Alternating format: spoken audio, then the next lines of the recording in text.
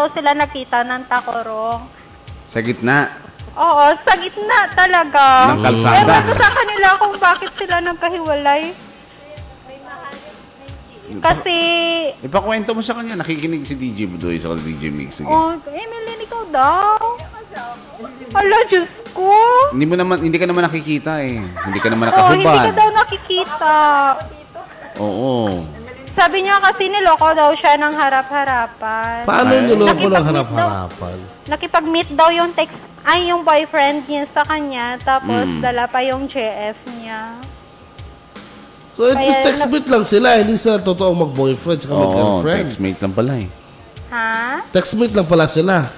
Hindi. Ano man? Personalan talaga sila nagka-boyfriend. Tapos, 3 years na daw sila. Tapos, ewan ko, niloko talaga siya na lalaki. Siguro... 3 years na sila mag-on? Oo. Tapos, biglang nagkita sila, may girlfriend Tapos, na? Bigla lang talaga naghanap ng lalaki ng Ano? ibang babae. Naghanap ang lalaki ng lalaki? Hindi ng ibang babae. Hala? Dahil linawin mo kasi Ano na yun?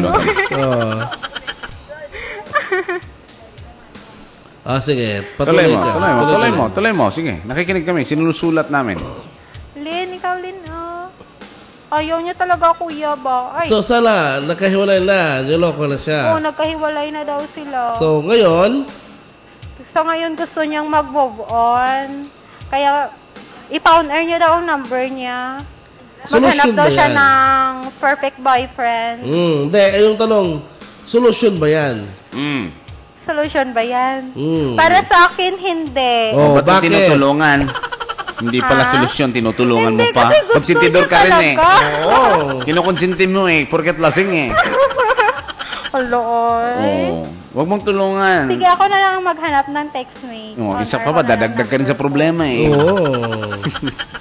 Nainis ako. Hindi, tulungan Nainis mo na. ka. Tulungan mo muna siya. Siya muna tulungan natin. So, paano siya makapag-move on? Sige, bigyan mo siya ng advice. Yun. Ikaw tatanungin, paano siya makapag-move on? Kasi magkakilala kayo eh. Paano siya makapag-move on? Oo, para sa'yo. Anong advice para sa kaibigan mo? Anong pwedeng ibigay mong advice?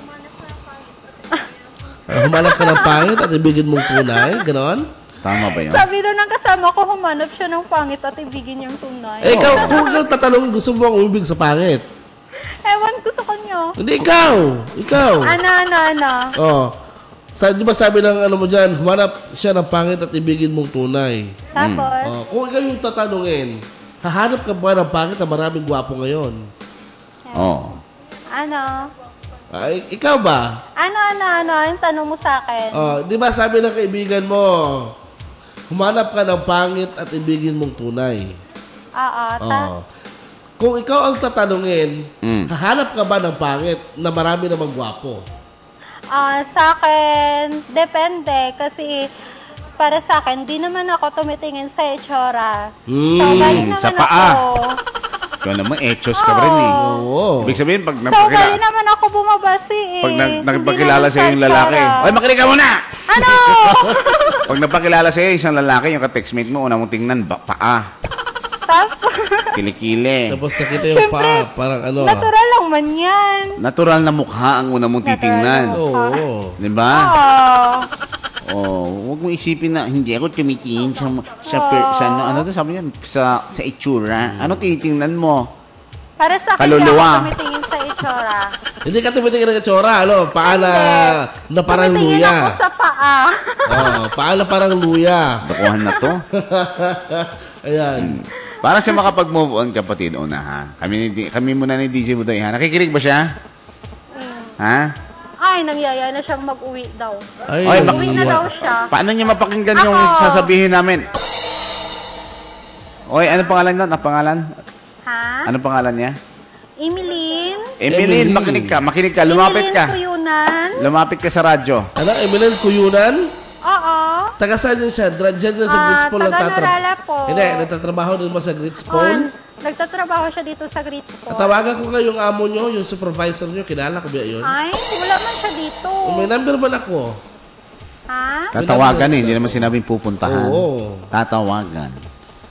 Ganito. Si DJ Budoy, anong suggestion mo, DJ Budoy, kay Yun. Emeline? So, yun nga. Emeline, ganito yun. Miniwan ka ng boyfriend mo, nasaktan ka ng todo. Ngayon, naghahanap ka ng solusyon sa problema mo, nagpakalasing ka. Ha? So, siguro, bukas ang umaga sa pagising mo, magbumog ka muna, kumunin mo yung muta sa mata mo, magkape ka muna, tsaka mag-isip ng malalim. Do I love myself? Yun. Sabi mo sa sarili mo, do I love myself? Maganda ba ako? Bakit ako iniwan ng boyfriend ko? Well, kung nakita mong medyo pangit ka, magpaganda ka. Kasi hindi naman hahanap ng... Tumatawa ka, ha? Hindi. Maganda man siya, kuya. Kaya nga siguro maganda nga. Oo, nag-text ako, advice ko lang wag kayo Ano yun? Ano yun? Ano daw? Ano yun? Hoy, may kausap kayo dito. Ganito yan. Ganito. Ano, yung sa akin ganito, ha? So, yung solusyon niya, ito, formal na ito. Marami kasi nagtatanong. Kung hahanap ka naman lang ng iba, kasi may boyfriend ka, iniwan ka, pag naghanap ka ng iba, Means alam there's mo, something wrong. Oh, there's something wrong. Gawin mo lang pala butas yung ano mo, yung magiging bagong boyfriend. Kasi hindi ka pa naka-move on. Basta lang may masasabi, may bago. Oo. Pinalitan kita. O, diba? Hindi ganon. O, anyway, ate, huwag maglasing ha. Bakit? Pag nakaubos ka pa ng 10 drum ng alak, babalik ba boyfriend Isang mo? baso lang daw ang nainom niya. Tapos nalasing ka agad? Sabi niya, nag-react man kasi siya. Isang baso lang daw. Oh, sinungaling isang baso nalasing ka agad, oh. O, hindi solusyon yun. Kaya siguro iniwanan ng boyfriend mo kasi ganyan ka. Huwag ganon. Diba? At sa isipin mo na lang, tuwing may umaalis, may dumadating. Oo. Diba? Next time, you will learn from your mistakes. Kung may mayroon ka mang mali, pagkakamali sa relasyon na yun, baka sa next new relationship mo, mas maganda na yung relasyon. At least, di ba? Balay mo, yun ang gusto at dapat na lalaki bigay sa'yo ng Diyos ang darating. Di ba? At hindi siya para sa'yo. At hindi niya kawalan yun. Ay, hindi mo kawalan yun. Kawalan niya yun. Di ba? Kung karapat dapat yung girlfriend, dapat siya ang nalungkot, hindi ikaw. Di ba? Uy! Oo, tama. Di ba? Antok na kayo, no? Sige. Nasaan ba si Emeline? Emeline? Asan na? Nawala? Wala siya. Ha? Wala. Wala na si Emeline. Sige. Basta yun na yun. Ikaw na lang. Sige, gusto mo rin ng problema. So, makipag-textmate ka pa rin. Ay, ayaw ko, oy. Ayaw mo. Ayaw ko. Bakit? Basta ayaw ko lang. Faithful ka, ha? Ayaw ko Faithful kasi ka. ng maraming katek. No. Gusto ko isa Ganun. lang. Yun. Gusto mo lang ng maraming katok. Gusto ko lang maraming katok. Ayaw ko lang ng maraming katok. Kaya Hindi pala. makapagod magpindot ng Katok-katok ang cellphone. tawag doon. Parang naalala ko yung, katok mga misis. Parang gano'n. Kayo na ba yun? Tesi Tomas ba yun? Oo. Katok. Katok siya, misis. Ayun. Wala ka ng problema. Ayos ka na. Ayos ka na. Ayos na. Ate. Nagkain na kayo. Ha? Nagkain na kayo. Oo, tapos na. Kanina pa. Nag-midnight snack na kayo kasi past 12 na tayo. Umaga na. Tinapay. Ha? May padala na naman kami tinapay. Ano masarap dyan? Gusto may jelly roll Ay, kayo? sige, mapunta lang kayo dito. Anong gusto nyo? Ikaw. Ay, hindi man ako Hindi, ikaw kung ano mayroon. Bilis mo agad mag-react ka. Akala ko kasi ako na. Ay, talaga? Hindi naman ako binibinta. Hindi ko naman sinabing bibilhin ka. Ano gusto nyo? Cheese? Hindi, gusto ko jelly Isang roll. box? Coffee? Libre ko kayo. Yan, coffee pwede. Coffee. Meron kami dito. 3-in-1. 3-in-1. Tag 10 ang baso. 3-in-1. Gusto nyo? Libre ko kayo. Talaga? Oo. Pwede daw. Libre. Punta lang kayo dito. Magpakilala lang kayo. Oo, sige. Yung may tattoo sa dibdib na Hala malaking kayo, malaking... tal ballpen ko. Ba yan? Makita mo may tattoo sa likod na malaking ahas. Ako yun. Ay, pag makita ko na may tattoo sa likod, ikaw na yun. Malaking ahas. Oh? Oo. Sure, ay. Dati dragon to na wala yung pakpak mo ahas na. Oo. Hindi pa tapos. Si Billy naman may malaking tatong agila sa kanang balikat. Oo. Tapos pag nagsabi ng, hold up, yun na yun. Ate, yun na lang ha. Marami ba kayo customer dyan? Wala. Kaya pala. Ginawa tayong libangan. Oo. Wala palang magawa itong mga to. Yung request po ng kasama ko ka. Born for you. Sige. Okay, sige. Thank you. Bye-bye. Pagdaan namin dyan ha. Jelly roll sa akin. Ayun. Okay, wala mo kami jelly roll dito. Cake na lang. Ayun! Mas maganda cake. Pwede yun. Pwede Bigyan pa ka daw i-deliver ni na Joy. lang. Ha? Ano daw? Bigyan ka daw ni Joy. All you want daw. Wow. All you want talaga? Joy, are you sure? Basta magpunta ka lang daw dito. Ay, ganon. Sino mas maganda sa yung dalawa ni Joy? Yung Si totoo? Joy. Ha? Si Joy. Joy? Oo. Sigurado ka pag pupunta dyan si DJ Budoy, all you want?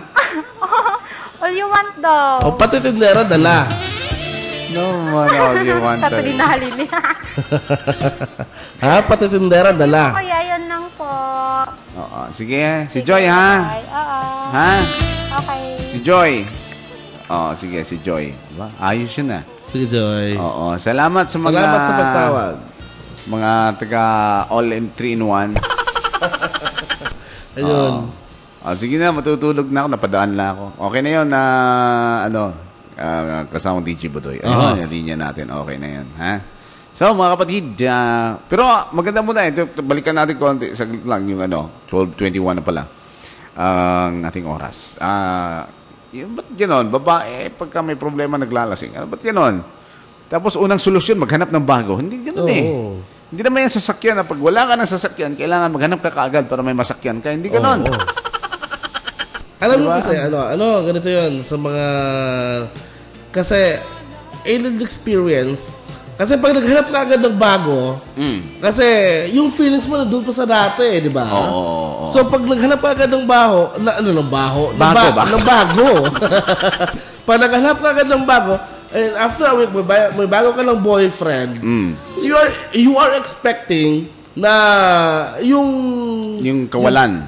Yung dati mong boyfriend, ayun yung attitude na meron, yung bagong yun ang boyfriend. pamalit mo. Oo. Parang gulong ba na pag na-flat, papalitan mo ng parehas na Parehas gulong. sa parehas. Iba So, pag dating ng panahon na pag nakita mo na may mga differences yung bago mo, ka na, yung tawag na to, hindi ka na masisiyahan So noon. ngayon, magkakaroon ng masamang relationship, mga 1 month, 2 months lang, Oo. sisihin na naman ang sarili. Yes, inom na naman. Inom na naman. Yun, hindi magandang solusyon yung mga kapatid, ha? Mga kababaihan, ha? Huwag kayong mag-alala, makakatagpo din kayo ng matinong lalaki, dadalawan na nga lang kami na natira. Endangered species na lang po kami, mga kaibigan. Exotic. Hindi po sa binubuhat namin sa sarili ng bangko, totoo po yan. Kami na lang po natitirang mga lalaki, hindi babaero. Dahil kami ay lalakero. Joke lang. 22 minutes, makaliwas ang alas 12 ng midnight. Paalam mo na ako, tutuloy si DJ Budoy. Alam mo, nakikinig ako doon, tawa ko ng tao. Na-imagine ko pa rin yung Eddie Murphy. Ganon? Kasi may nanghula kagabi, isang madaling araw pala, the other dawn, na sabi niya, si DJ Budoy daw, ini-imagine na kahawig daw ni Eddie Murphy. Wow! Tigasing lalaki na komedyante, malakas ang appeal. Yan yun eh. Di ba? Black Beauty, Eddie Murphy. At si DJ Mix daw, ako daw ay agamulak. Yan ang malabo. Batiin ko lang